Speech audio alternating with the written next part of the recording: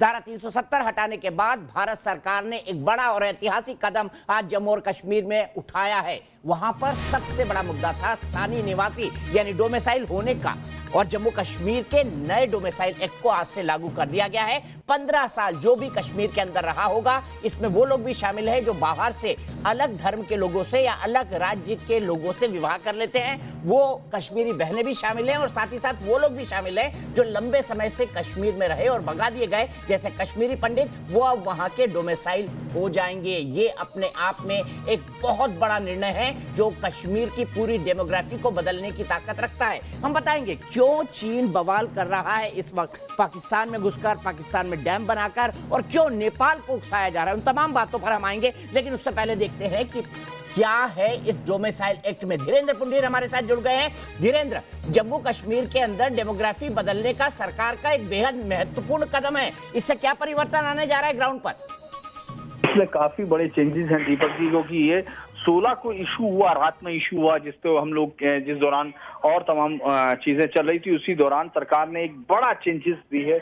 इससे ये 1988 से पहले या फिर 1951 के रूल से पहले जो रजिस्टर्ड था, वो तमाम लोग जो बाद में किसी कारणवश चले गए या रजिस्टर्ड नहीं कर पाए, और वेस्ट पाकिस्तान से आए हुए उन वाल्मीकि लोग या जिन कश्मीरी लड़कियों ने शादी कर ली, जो बच्चियों ने बाहर शादी कर ली, उनको जिस आधार पर हमेशा उनकी पैतृक संपत्ति से वापस कर दिया था, उन सबको रोल में शामिल होने के लिए एक पूरे साल का वक्त दिया है। अगर आपके पास आपके ग्रैंड पेरेंट्स में से किसी के भी होने का सबूत है तो आप उसके आधार पर जा सकते हैं।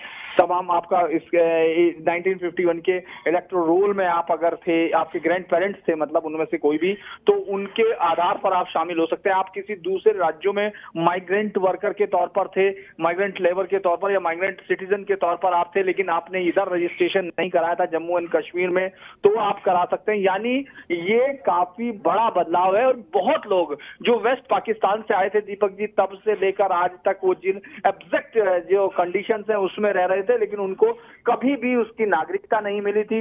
वो लड़कियां जो बाहर शादी करती थी, उनसे तुरंत सारे अधिकार छीन लिए जाते थे, या फिर किसी तरह जो माइग्रेंट 1988 से पहले भी इलेक्टोरल रोल के बाद जो लोग निकल गए थे, उनको कभी शामिल नहीं किया गया। यानी जिस तरह का एक्सक्लूसिवनेस जो थी, उस सब को खत्म करके हिंदुस्तान के बाकी राज्यों की तरह ये दिया गया, और उस गलती को सुधारने के लिए 1 साल का वक्त भी है, जिसमें आप अपने आप को रजिस्टर्ड करा सकते हैं दीपक। जाहिर सी बात है कश्मीरी पंडितों के आने का रास्ता साफ हो जाएगा। ऐसे लोग जो दलित समाज से हैं, पिछड़े समाज से हैं, वेस्ट पाकिस्तान से आए हैं, वो भी आप कश्मीर के नागरिक कहलाए जाएंगे। संपत्ति खरीदने का अधिकार होगा, इन्वेस्टमेंट का अधिकार होगा। इन तमाम चीजों से क्या कारण है कि बौखला गया है पाकिस्तान? धीरेन्द्र, आपको क्या लगता है? वो बोल रहा है ये क्या हो गया? देखिए, पाकिस्तान जब धारा 370 को एब्रोगेट किया, उसके बाद से ही उसकी स्थिति, अगर हम ये कह दें कि किसी की ऐसी मानसिक संतुलन खोए हुए राष्ट्र की स्थिति में दिख रही है, क्योंकि ये भारत का अपना एक राइट है। 1944 को इस्तेमाल किया गया है एक लाइन में, यानी हम जो पाकिस्तान में ऑक्युपाइड जो हिस्सा है कश्मीर का, उसके नागरिकों को भी हम ये राइट देते हैं कि वो राइट है उनका, वो भी अपने आप को कर सकते हैं। पाकिस्तान लगातार देख रहा है कि अब वो तमाम चीजें कहीं गायब हो गई जो कश्मीर को अलग करती थी। यानी कश्मीर की यूनिफिकेशन की जो प्रोसेस है वो बहुत। ठीक है, धीरेन्द्र का संपर्क टूट गया है, लेकिन धीरेन्द्र ने बहुत महत्वपूर्ण जानकारी दी। वो लोग जिनको अभी तक कश्मीर में रहने के बावजूद, कश्मीर के होने के बावजूद अधिकार नहीं मिला था, अब उनको नागरिकता यानी डोमिसाइल होने का अधिकार वहां का मिल जाएगा। वो वहां के कश्मीर के स्थानीय नागरिक कहलाएंगे।